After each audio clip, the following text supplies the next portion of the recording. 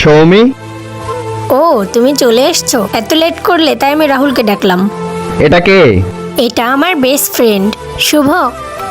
আমরা আসলাম। আসছি মানে? কোথায় যাচ্ছ? আমরা একটা মুভি দেখতে যাচ্ছি। শুভ, কি করছো তোমরা? আমার এই বেডরুমে তুমি একটা অন্য মেয়ে নিয়ে শুয়েছো? আরে ও কোনো অন্য মেয়ে না, ও আমার বেস্ট ফ্রেন্ড, একেবারে ছোটবেলাকার বন্ধু। আমাকে না বুঝায় না, আমি সব বুঝতে পারছি কি চলছে এখানে। একটা মেয়ের সাথে একটা ছেলের না কোনো বন্ধুত্ব সম্পর্ক হতে পারে না।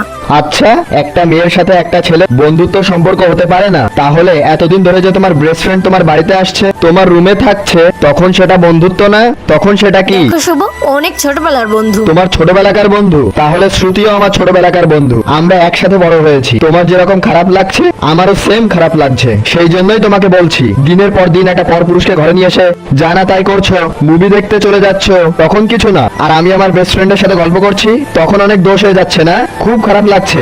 তারপর ভিডিওটি ভালো লাগলে অবশ্যই লাইক করে দিয়ে যাবে।